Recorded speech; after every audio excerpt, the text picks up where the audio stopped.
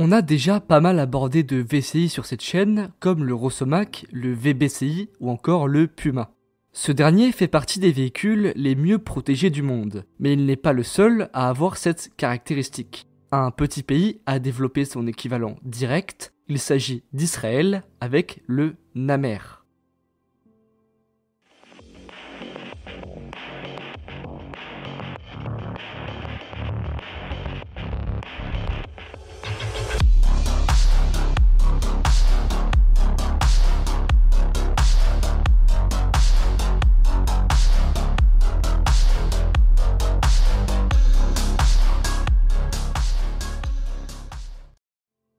Dans les années 50, IDF ou Israeli Defense Forces possédait plus ou moins 400 véhicules de type half-track comme le M2, le M3 et le M9. Leur remplaçant prévu était le M113 commandé à 6500 unités avec une livraison étalée sur 40 ans. Malgré la grande commande, les soldats israéliens n'aimaient pas trop ce transporteur jugé trop exigu, avec un faible blindage et avec une puissance de feu jugée médiocre. Les premières modifications n'ont donc pas tardé à arriver, notamment à cause du mauvais retour d'expérience du Liban. IDF s'est rendu compte que le blindage ne résistait pas au maximum de ses capacités contre des RPG, mais aussi contre du 14,5 mm. Une de ces versions, la plus connue, est le Zelda, un blindage additionnel en Kevlar a été ajouté. Les bancs de l'infanterie ont été écartés du blindage pour qu'ils ressemblent à la disposition de celle du BMP-1. Les réservoirs d'essence ont été retirés et un autre blindage a encore été ajouté, portant le nom de Toga, qui protège cette fois contre du 14,5 mm. Dans les années 90, le Zelda verra encore des modifications avec l'ajout de modules de blindage, notamment le LVAS et du blindage réactif, pour pousser ses capacités au maximum en attendant un potentiel remplaçant portant le nom de Zelda 2. On a pu voir aussi une modification avec le filet anti-RPG effective sur la variante portant le nom de Cosman. Israël a aussi développé d'autres APC sur la base du Centurion et plus précisément avec sa modernisation locale Shotcal. Il s'agit par exemple du Nagmashot, c'est un châssis du Centurion sans la tourelle qui a été remplacé par une structure permettant un plus gros emport d'infanterie. Les Israéliens ne se sont pas arrêtés là et ils ont créé une abomination visuelle connue sous le nom de Nagmashon qui se base sur le Nagmashot. Mais ce n'est pas fini, il y a le dernier, le Nakpadon, qui a une masse de 55 tonnes. Il est difficile de dire quelque chose de concret sur ces véhicules, à part que le blindage a été modernisé avec chaque version. Malheureusement pour Israël, il y avait trop peu d'unités produites pour les dérivés du Centurion. Donc, ils se sont dit que ce serait une super idée d'utiliser les nombreux T-54 et T-55 capturés lors d'opérations. Les véhicules qui ont subi cette modernisation portent le nom d'Akzarit. Comme pour le Centurion, la tourelle a été retirée. Ce qui est intéressant est la possibilité du toit de se lever à l'arrière du véhicule, à côté du bloc moteur, pour améliorer le confort des fantassins quand ils sortent de l'engin. Le blindage additionnel le fait grossir en poids pour atteindre 44 tonnes. Il est difficile de donner des chiffres exacts sur la protection. Les rumeurs parlent d'un véhicule qui peut résister face à un APFSDST de 125 mm à l'avant. On peut le dire que c'est impossible, à moins qu'il ne s'agisse d'anciens obus de 125 mm de première génération. La version Mark II du véhicule reçoit un nouveau moteur de 720 chevaux couplé à la transmission de chez Allison, la XTG 411-5. 450 exemplaires seront produits au total, la plupart dérivés ou plutôt transformés à partir d'une base de chars soviétiques capturés. Mais avec l'arrivée des Merkava Mk3, l'Akzarit est devenu trop lent et pas assez fiable. Il devient donc urgent de créer un remplaçant pour toutes les familles de véhicules qui composent le parc blindé israélien. En 1974, le premier prototype du Merkava est produit, un char posé sur une plateforme unique pour les chars avec son moteur qui se trouve à l'avant du véhicule, bien que ce soit pas forcément l'idéal pour un MBT. En revanche, il n'y a rien de mieux pour des versions spécialisées. Mais cette plateforme n'a pas eu beaucoup de chance, car elle a subi de sévères coupures budgétaires. L'artillerie Solef et le véhicule d'évacuation Namer, qui lui était déjà basé sur le châssis du Merkava Mk3, étaient les victimes principales de ces coupures. Bien évidemment, on ne parle pas ici du VCI Namer, mais d'un engin de maintenance. Seul le Ofek, qui est un véhicule de commandement, aboutit avec les coupures. Les événements de 2004 ont montré que le faible blindage du M113 ne permet pas une utilisation complète du transport de troupes. Un an après, le premier prototype du Nammer est révélé et se base sur le Merkava Mk1. Cependant, la version qui est entrée en service en 2008 se base sur le châssis du Merkava Mark IV avec une commande de plus de 500 véhicules qui a été ensuite réduite à 386 et enfin à 170. Parlons enfin des caractéristiques du Nammer. On peut noter qu'il peut emporter 10 fantassins sans compter le pilote dans sa configuration de transport de troupes et 8 fantassins avec 3 membres d'équipage dans la version de véhicule de combat d'infanterie. Chose intéressante, le pilote ne possède pas son propre sas, donc pour accéder à sa place, il doit passer par le compartiment d'infanterie. Pour faire bouger ce véhicule de 60 tonnes, ce qui est énorme, le moteur du Merkava Mk3 a été utilisé, le AVDS 1790-9AR d'une puissance de 1200 chevaux. Il a été pensé pour qu'il puisse accueillir le bloc moteur du Merkava Mk4 pour une potentielle modernisation, donc remplacer le moteur en place avec le GD883 de 1500 chevaux si la motorisation du Mk3 se révélait insuffisante avec le temps. Passons aux choses sérieuses, et plus précisément au plus grand atout du véhicule, son blindage. La couche de métal au-dessus du bloc moteur est comprise entre 150 et 200 mm d'épaisseur, mais grâce à un angle de 17 degrés, on obtient une valeur effective de 700 mm de blindage d'acier. Après, on a une protection qui semble être identique à celle du Merkava Mk4, soit plusieurs couches de SLRA, Self-Limiting Explosive Reactive Armor, donc en français, blindage réactif explosif autolimitant. Le blindage utilise un mélange de différents matériaux, du polymère d'azoture de glycéride du Doticon, sa version explosif, et du caoutchouc. Les résultats sont au rendez-vous. Cette protection baisse l'efficacité des obus à charge creuse entre 45 et 60% pour un seul module.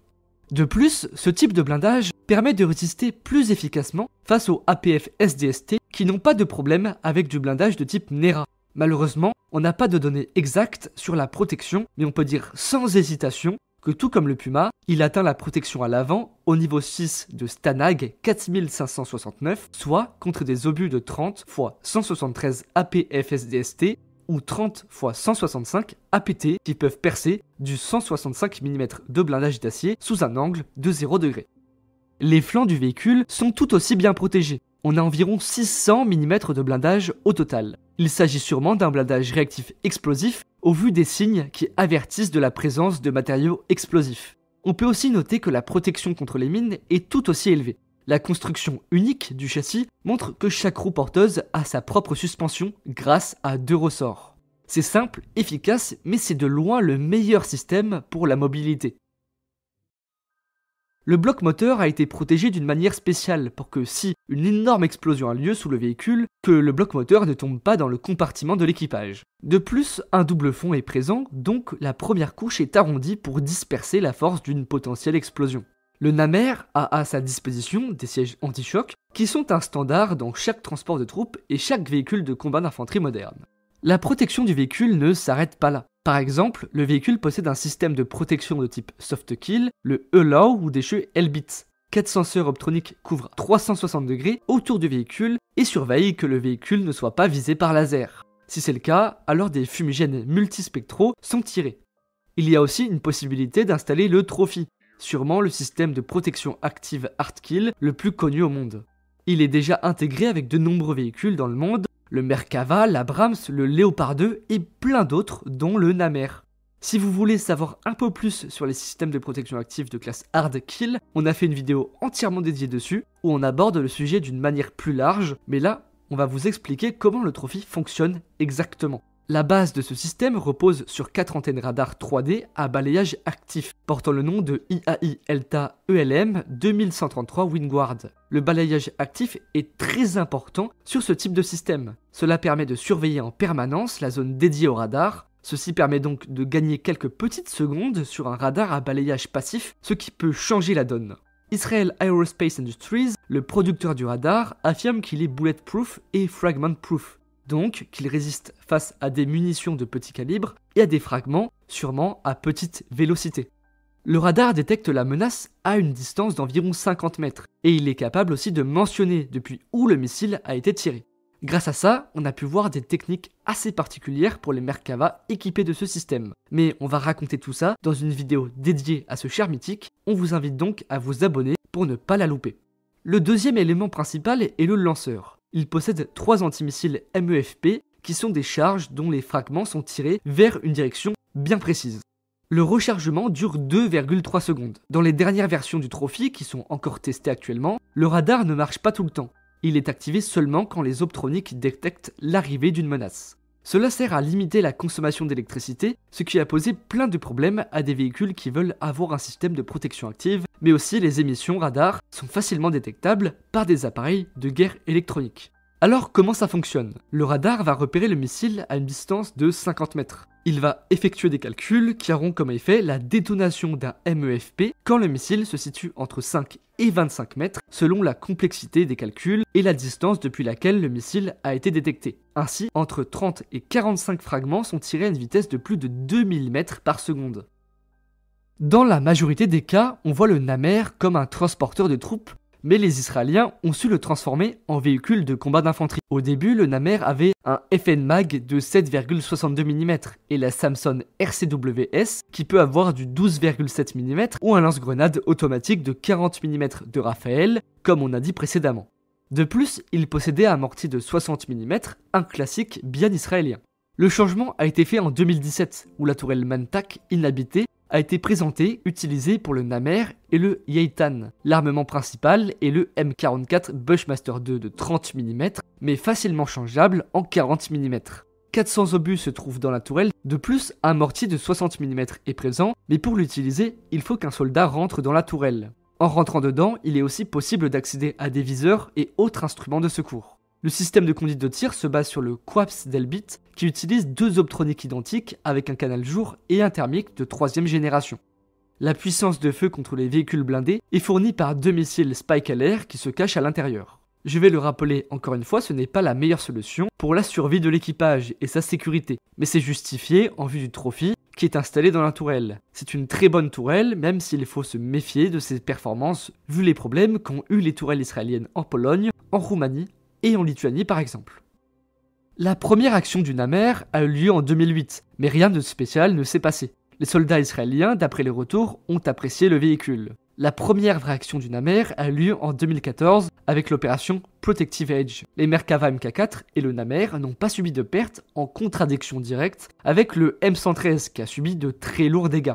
Par exemple, la brigade Golami qui utilise le Namer s'en est très bien sortie. Un Namer a reçu un tir de cornette qui a endommagé le bloc moteur. Le véhicule s'est fait évacuer par la suite en accomplissant sa mission de sauver la vie des soldats à bord. Un autre Namer a reçu de nombreux tirs de RPG. Le blindage réactif a lui très bien marché puisque le véhicule n'a pas eu le besoin de rentrer à la base pour se faire réparer, gardant son opérationnalité. Un troisième Namer a vu s'écrouler un bâtiment sur lui, l'endommageant légèrement. Par l'effet de cette action, IDF a décidé de commander 200 exemplaires de plus, sûrement en version VCI, pour arriver à un total de 370 Namer.